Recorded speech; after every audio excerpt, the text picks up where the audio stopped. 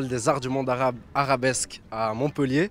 Nous sommes avec l'initiateur de ce projet qui depuis 10 ans fait ce festival ici à Montpellier avec Habib Desfraoui. Bonjour Habib. Bonjour, bonjour à toute l'équipe de Kaina. Alors aujourd'hui c'est le 10e année, c'est le 10e festival. La 10e édition. La 10e édition, pardon. Alors qu'est-ce que vous retenez de ces 10 éditions? 10 ans, c'est une date anniversaire, on est content d'être ici, on est content du cheminement, on est content du public qu'on a ramené, on est content de la mixité qu'on a favorisée, des artistes qu'on a fait découvrir, du désenclavement culturel, du bonheur, de l'amour qu'on a partagé. Et content d'avoir réuni une équipe fidèle et extraordinaire qui fait la richesse et le bonheur de ce festival. Vraiment. Alors depuis 10 ans, vous avez ramené des dizaines, voire des centaines d'artistes. Ouais. Vous-même, vous étiez un artiste de Phobos. Il y a très longtemps. Il y a longtemps, on va pas dire très longtemps, ils vont croire que je suis très vieux. Non, il y a quelques années déjà, oui. Alors, quels sont vos critères pour les artistes que vous ramenez dans ce festival? Les critères sont multiples. D'abord, je me suis fixé une règle, en tout cas, c'est d'aller toujours voir les spectacles que je veux programmer. Vraiment. Alors jusqu'à aujourd'hui, ça a été le cas. Ça devient de plus en plus difficile, mais j'essaye de m'y tenir vraiment. C'est-à-dire que quand je vais voir un concert que j'ai envie de programmer, ou en tout cas un spectacle qui attise ma curiosité, il y a deux critères essentiels pour moi. D'abord, c'est la qualité artistique de l'artiste. Je regarde ce qui se passe sur scène. Ce que j'aime voir, c'est comment réagit le public. C'est-à-dire la réaction du public m'intéresse particulièrement. Parce qu'on peut aimer un artiste, à titre très personnel, il y a des artistes que j'apprécie grandement, mais je pense qu'ils peuvent ne pas correspondre forcément au thème du festival. Au thème, ou en tout cas ou à ce que j'ai envie de donner au public, quoi. Donc on voit qu'il y a beaucoup d'enfants qui viennent. Bonjour les enfants. Bonjour. C'est une fête très familiale. Comment avez-vous fait pour faire passer ce festival dans un contexte très familial? D'abord par le lieu, le domaine d'eau, mais c'est aussi le cas pour ce qu'on a fait avant à l'extérieur du domaine. Mais j'aime bien moi voir les poussettes, les mamans qui se baladent, c'est ça. C'est-à-dire que c'est les spectacles aussi qu'on programme, c'est l'ambiance qu'on veut donner.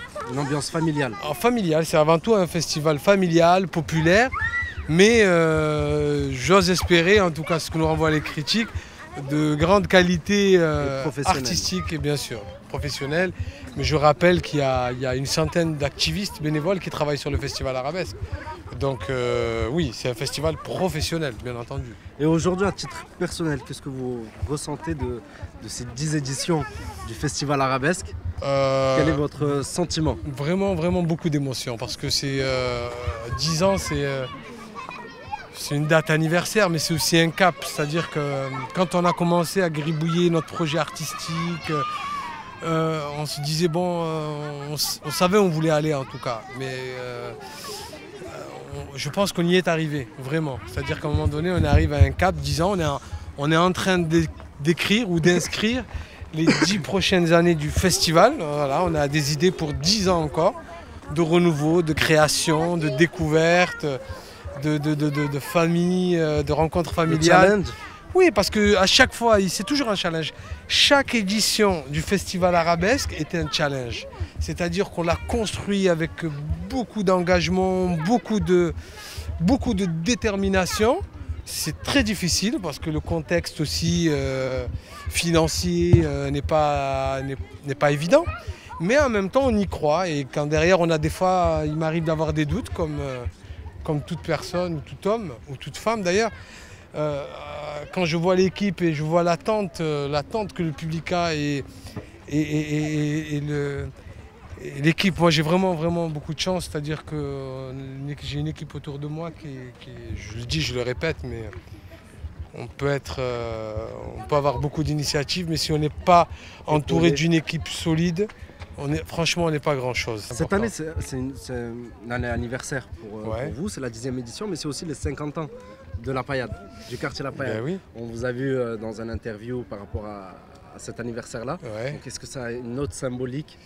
C'est beaucoup d'anniversaires. C'est les 10 ans d'Arabesque, c'est les 15 ans d'Unisson, c'est les 40 ans de la disparition de Kalsoum, c'est les 50 ans de la Paillade. C'est un gros macroute là qu'il faut sortir là. Est-ce qu'il n'y a pas quelque chose que vous auriez aimé faire pour englober tous ces anniversaires-là? Non, parce que je pense qu'il faut donner, de l'importance à chaque événement. Avoir un événement à part entière pour les 50 ans de la Paillade, c'est très important. Pour les 40 ans Kalsoum, c'était l'évidence pour nous, parce que Kalsoum, c'est la plus grande chanteuse de tous les temps. Je le dis, c'est pas moi qui le dis, moi je le dis, je l'affirme. Mais c'est d'abord les professionnels, les critiques, les chercheurs qui disent ça. Et ne pas fêter les 40 ans de la disparition Kalsoum à Arabesque, ça aurait été une faute. Grave, je veux dire, c'était une femme engagée, une féministe de la première heure, une femme politique, parce qu'elle a beaucoup soutenu Nasser. Ça a été aussi la plus grande voix du monde, il faut l'entendre. Et cette femme elle était sans doute plus importante que beaucoup de leaders arabes qu'on a eu dans notre histoire contemporaine ou moderne. Qui a été porteur, qui a été à l'origine de ce projet? Ben et moi, avec des idées dans un avion quand on rentrait de Palestine, en se disant qu'il fallait inventer un festival parce qu'on avait été frappé par la diversité culturelle qu'il y avait dans ces pays arabes, parce qu'on revenait d'une longue tournée au Proche et au Moyen-Orient. Et on avait été frappé par la diversité culturelle qu'il y avait dans ces pays arabes. On s'est aperçu, on le savait un petit peu, mais qu'entre Beyrouth et Casablanca, il n'y avait pas beaucoup de choses en commun. Outre la langue littérale qu'on pouvait...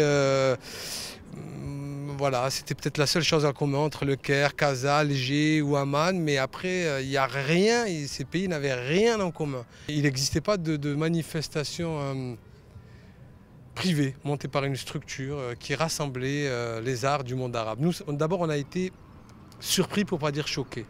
Qu'est-ce que vous souhaitez à ce festival pour les 10 ans à venir? Qu'est-ce que vous lui souhaitez? Comment vous le voyez dans 10 ans? Dans 10 ans, je le vois encore ici, dans ce magnifique domaine. Je le vois aussi à l'Opéra de la Comédie, je le vois aussi à l'Opéra Berlioz, je le vois aussi à travers les différents lieux qui peuvent nous accueillir pour partager avec nous ce grand moment, le grand moment d'amour, parce que le Festival Arabesque, ce n'est qu'amour. On est ici que pour transmettre, offrir et recevoir de l'amour.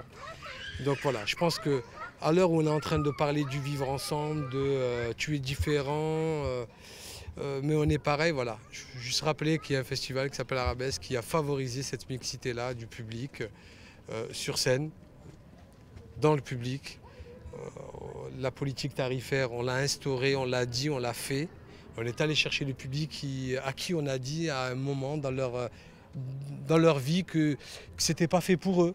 Parce que, non, vous savez, ceux qui vont au théâtre, ils sont comme ça. Ceux qui vont à l'opéra, ils sont comme ça. Nous, on a dit non, en fait, non. Pas d'enclave sociale. La réalité, elle est là. Et pour ceux qui ont des doutes, venez voir le Festival Arabesque. Et j'espère que ça pourra inspirer aussi d'autres festivals qui, à mon sens, ne font pas un grand effort pour permettre une vraie mixité du public. Et ça, c'est mon Et vous avez grand regret. d'autres idées, de nouvelles idées à faire pour les prochaines années? Des idées, on en a pour les 10 prochaines éditions. Donc à chaque édition, on va être à nouveau surpris. Et je vais même donner une info à Kaina TV. Là, c'est un scoop. C'est que la prochaine édition du Festival Arabesque aura comme thématique l'Orient merveilleux, donc l'héritage de l'Andalousie. Donc c'est vous dire à quel point on est inspiré et ce qu'on pourra vous proposer. Alors on a hâte de revenir l'an prochain pour faire de nouveau vous êtes votre interview. Et Kaina TV, à toute l'équipe partenaire du festival depuis le début, je le rappelle. Et voilà. Je vous remercie. Et vous avez votre place ici, vraiment. Merci. Et bien c'est sur ce scoop que s'achève cette émission et cette interview de Habib Dechraoui. Merci à tous les Kainotes de nous avoir suivis et à très bientôt. Au revoir.